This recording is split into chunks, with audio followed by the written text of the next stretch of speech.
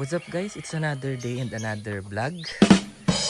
So for today's video, ito pa ring ZX25R ang ating mas pagagandahin at papapugiin pa.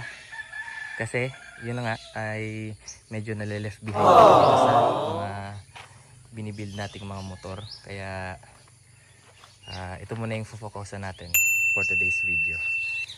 So yun na nga guys, ngayon papapalitan na natin yung kanyang kadena, pati na rin yung kanyang sprocket set.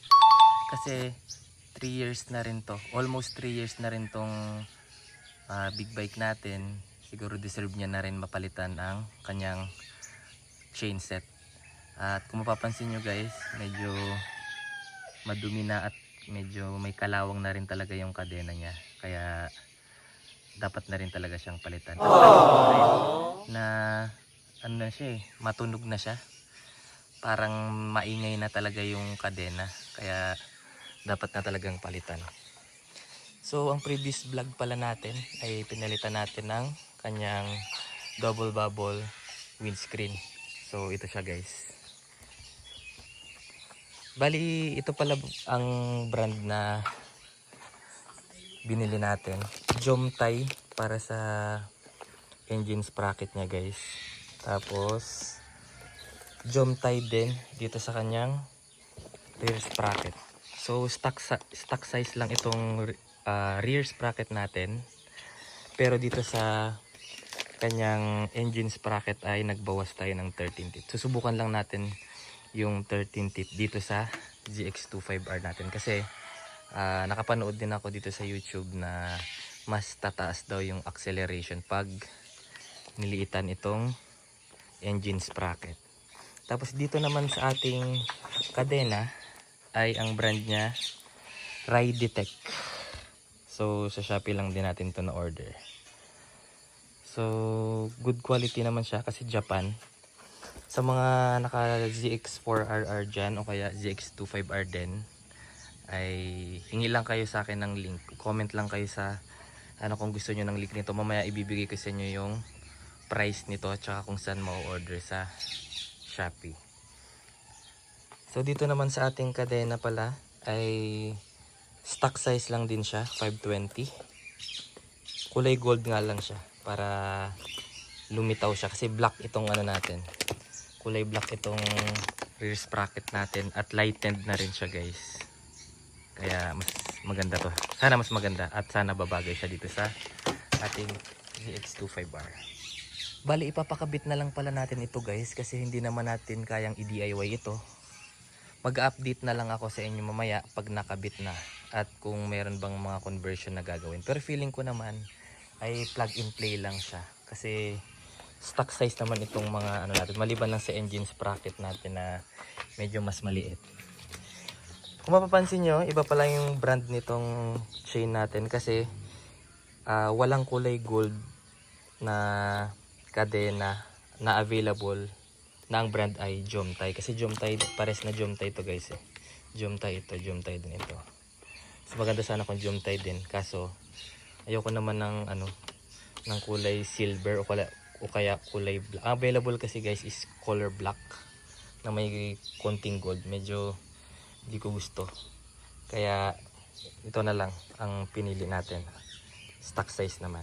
So mag-update na lang ako sa inyo guys pag naipakabit na natin. At titingnan natin yung performance. I-reviewin din natin kung maganda ba.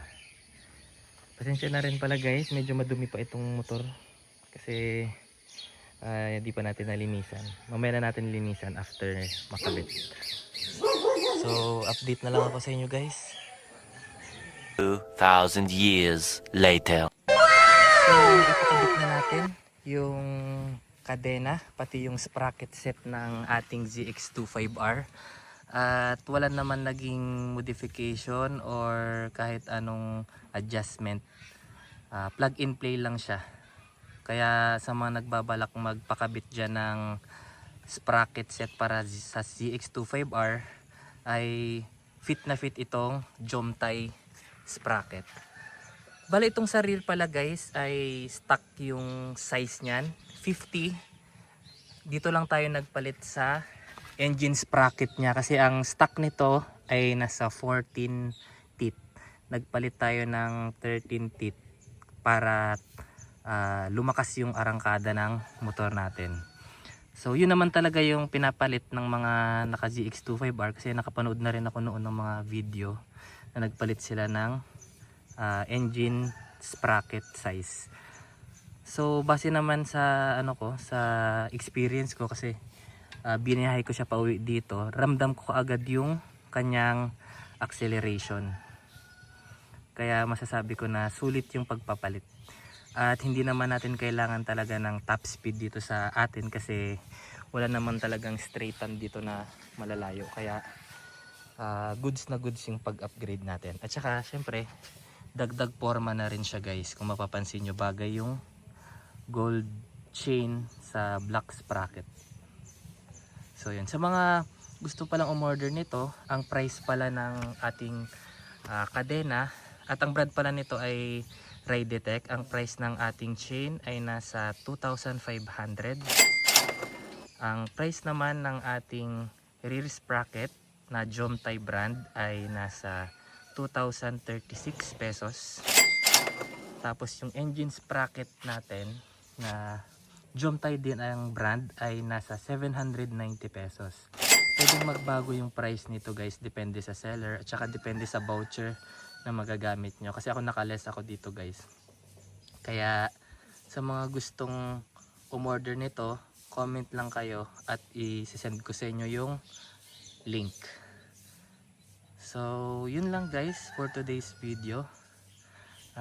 Masasabi kong sulit ang pagpapalit natin ng chain at saka ng sprocket set para dito sa ZX25R kasi nakapagdagdag siya ng acceleration at syempre naging mas lightweight yung sprocket natin kasi kung mapapansin nyo lightened na siya pero good quality pa rin. So yun lang sa mga naka ZX4RR, di ko alam kung ang stock size ng sprocket niya ay 50 pero feeling ko mas mababa. Meron namang pagpipilian dun guys sa shop na sa Shopee kung anong size, kung ilang teeth.